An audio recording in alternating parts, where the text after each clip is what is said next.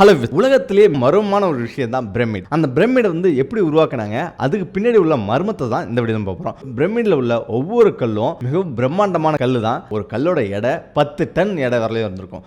10 ton எடைனா நினச்சி பாருங்க, ஒரு டன்ன்றது 1000 கிலோ. 10 டன் எவ்வளோ வரும்? 10,000 கிலோ அவங்க நகர்த்தி கொண்டு வரணும். 1000 பேர் சேர்ந்தா கூட ஒரு கல்லை இழுக்க முடியாது. அவ்வளோ பயங்கரமான வெயிட் தான் அந்த கல். எவ்வளோ தூரத்துலேருந்து எங்கேருந்து எடுத்துட்டு வந்தாங்க அப்படின்றது மர்மமாக தான் இருக்குது. முக்கியமான காரணம் என்னன்னு கேட்டீங்கன்னா, 480 அடி உயரத்துல பிரமிட் கட்டிருப்பாங்க. அதாவது எகிப்துன்றது ஒரு நைல் நதி ஆற்றங்கரைக்கு பக்கத்தில் உள்ள ஒரு நாடு தான் இந்த எகிப்து.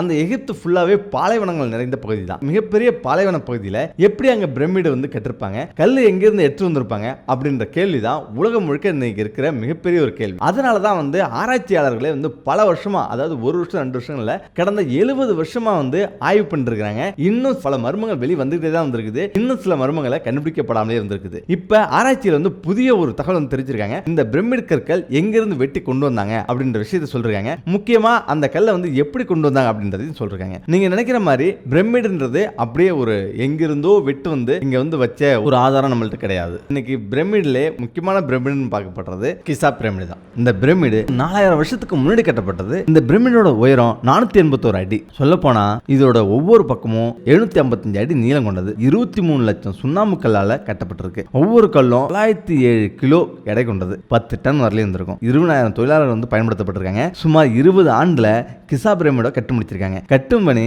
கிமு 2580 ஆரம்பிக்கப்பட்டு 560 முடிஞ்சிருக்கு. கிசா பிரமிட்ல 3 பெரிய அறை இருக்கு. அதுல ராஜா அறை, ராணி அறை, பொக்கிஷ அறை அப்படின்னு தனித்தனியாக அமைக்கப்பட்டிருக்கு. பிரமிடுக்குள்ள போறதுக்கும் வரத்துக்கும் தனித்தனியே சுரங்கப்பாதை இருக்கு. முக்கியமா இந்த கிசா பிரமிடுக்குள்ள, இந்த பிரமிடுக்குள்ள குஃபு மன்னரின் கலர் மட்டும் இல்ல, ஏராளமான பொருளும் ஆபரணங்களும் இருக்குது. மரணத்துக்கு பிறகு அவர் எடுத்து பயன்படுத்துவார் அப்படின்னு என்ற நம்பிக்கையில தான் எல்லாமே வச்சிருக்காங்க. முக்கியமா 1000 ஆண்டுகளுக்கு முன்பே இந்த கல்லறையில இருந்த பாதி பொக்கிஷம் கொள்ளடிக்கப்பட்டிருக்கு.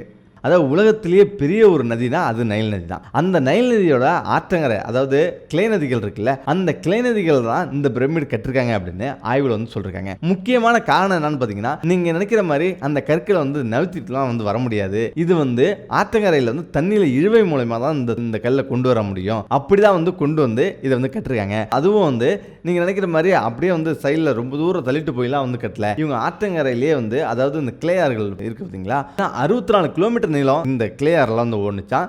முக்கியமா அதுல 200 700 மீட்டர் வரலையும் அகலமுள்ள ஆறுகள் தான் இந்த ஆறுகள். சரி, இதுல எப்படி இதை கண்டுபிடிச்சாங்க அப்படின்னா, ஆராய்ச்சியாளர்கள் ரொம்ப நாளாவே ஆய்வு பண்ணிருக்காங்க. அப்பதான் அவங்க துளையிட்டு ஆய்வு பண்ணும்போது எப்படிதான் அந்த கற்களை கொண்டு வந்திருப்பாங்க அப்படின்னு ஆய்வு பண்ணும்போது அந்த இடம், அதாவது இப்ப தற்போது உள்ள பிரமிடுகள் உள்ள இடம் காலங்காலமா 4000 வருஷத்துக்கு முன்னாடி அது ஒரு ஆற்றுப்படுகையா இருந்தது. அதாவது காலங்கள் மாற மாற பல விதங்கள்ல மாற்றம் ஏற்பட்டுச்சு. அதுல பூகம்பம், நிலநடுக்கம், மணற்பரப்பு அப்படின்னு ஏற்பட்டு காலப்போக்கில் அது பெரிய பாலைவனமா மாறி அந்த இடத்துல மிகப்பெரிய ஒரு ஆறு ஓடிட்டு இருந்திருக்கு. மொத்தம் 34 ஆறுகள் 400 பிரமிடுகளுக்கு மேல இருந்திருக்குது. அந்த 400 பிரமிடுகளுமே எல்லாமே ஆற்றங்கரையில் தான் கட்டிருக்காங்க அப்படின்னு சொல்றாங்க. ஆற்றங்கரையில் கட்டிருக்கிறத ஒவ்வொரு பிரமிடுகளையும் இவங்க கண்டுபிடிச்சிருக்காங்க. அதுவும் சேட்டலைட் மூலமா பல மடங்கு இவங்க செயல்படுத்தி கார்பன் மூலமா துளையிட்டு எல்லா பிரமிட்லயுமே எடுத்து பார்த்திருக்காங்க. எல்லாத்துலயுமே அடியில ஆற்றுப்படுகை இருக்குது. எல்லாமே ஆற்றுல தான் கட்டிருக்காங்க. காலப்போக்கில் அது மாறி இன்னைக்கு இந்த நிலைமையில இருக்கு.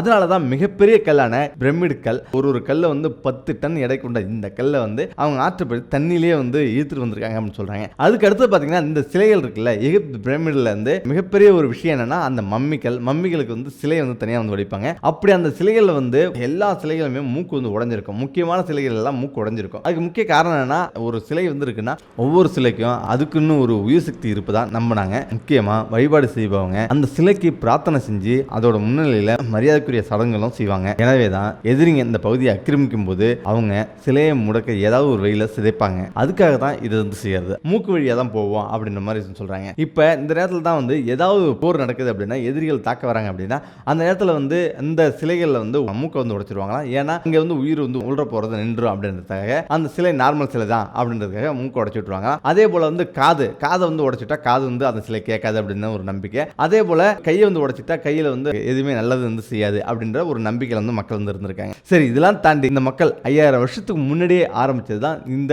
எகிப்து நாகரிகம். இந்த நாகரிகத்தில் வந்து எவ்வளவு பிரம்மாண்டமான எவ்வளவு ஆச்சரியமான விஷயங்கள்லாம் நடந்திருக்கு பாத்துங்க. இந்த விஷயங்கள் எல்லாமே நமக்கு வந்து பிரமிப்பையும் ஆச்சரியத்தையும் மூட்டும். ஏன்னா அந்த காலத்துல இருந்து நாகரிகம் மூலமா வந்து வளர்ந்துருக்காங்க. அதாவது மனித நாகரிகம் வந்து எகிப்துல வந்து 7000 வருஷத்துக்கு முன்னாடியே ஸ்டெப்பா வந்து ஆரம்பிச்சு முதல்ல வந்து ஒரு விஷயத்தை வந்து கடைபிடிக்கிறாங்க. அதுதான் வந்து அவங்க வாழ்றதெல்லாம் பெருசு கிடையாது. அவங்க வந்து இறந்தாங்க பார்த்தீங்களா, இறந்த பிறகு வந்து மனிதன் வந்து வாழ்றான், அவன் வந்து வேற்று ஒரு உலகம் வந்து இருக்குது, அந்த உலகத்துல வந்து அவங்க வந்து வாழ்வாங்க அப்படின்றது நம்பிக்கை.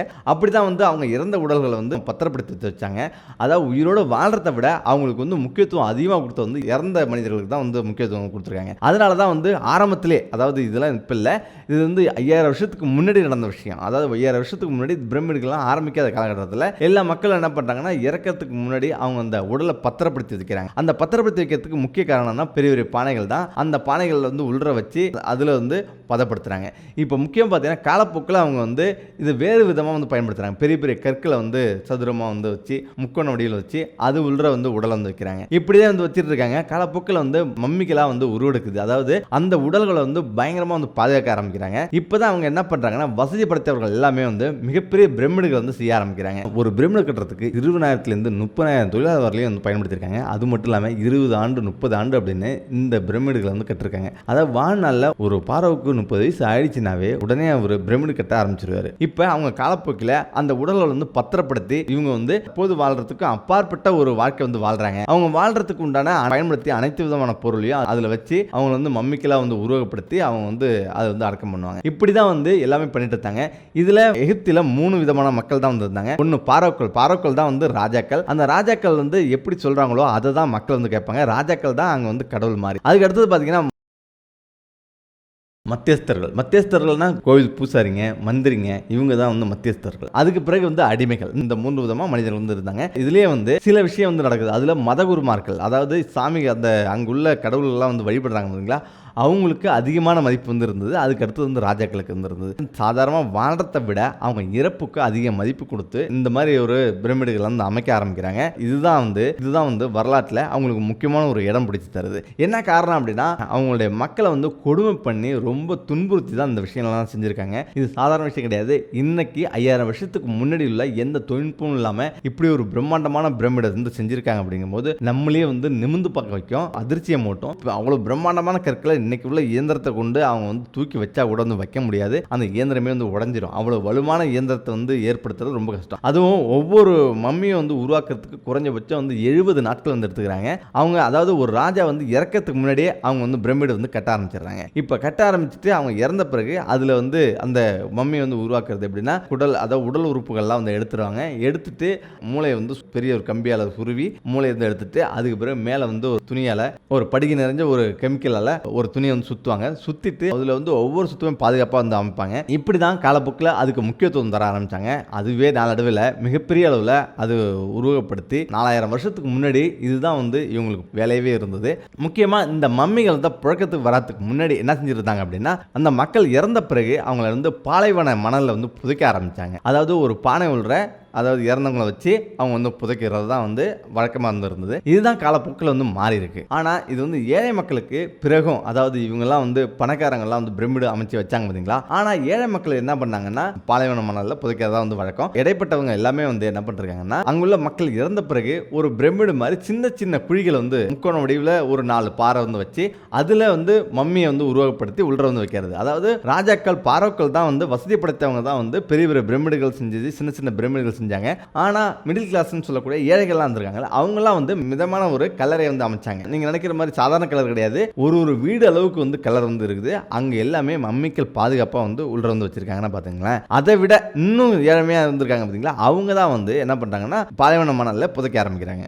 ரோமானிய ஆட்சி வந்து மாறுது பாத்தீங்களா, அப்பதான் இங்க மிகப்பெரிய ஒரு பிரச்சனை வெடிக்குது. அதுதான் பாதுகாப்பை விட, அதாவது மனிதர்கள் உண்மையா வாழ்ற பாதுகாப்பை விட அவங்களுக்கு பிரமிடுகளுக்கும் சிலைகளுக்கும் முக்கியத்துவம் தந்ததால தான் இன்னைக்கும் வந்து 7வது அதிசயமா வந்து இன்னைக்கு மக்களால் போற்றப்படுது. அதே நேரத்தில் லட்சக்கணக்கான மக்களின் ரத்தம் தான் வந்து அந்த பிரமிடுகள் அப்படின்றத நல்லா நினைவில் வந்து வச்சுக்கோங்க. இந்த பிரமிடுகள் அனைத்துமே வந்து ஒவ்வொரு கல்லுமே ஒரு உயிர். அந்த அளவுக்கு வந்து மக்கள் அதில் வந்து இறந்துருக்காங்க. இருந்தாலும் நம்மளை திரும்பி பார்க்க வச்சுட்டு அந்த மக்கள் வந்து அந்த பிரமிடுகளை கட்டி முடிச்சுட்டு இறந்துருக்காங்க.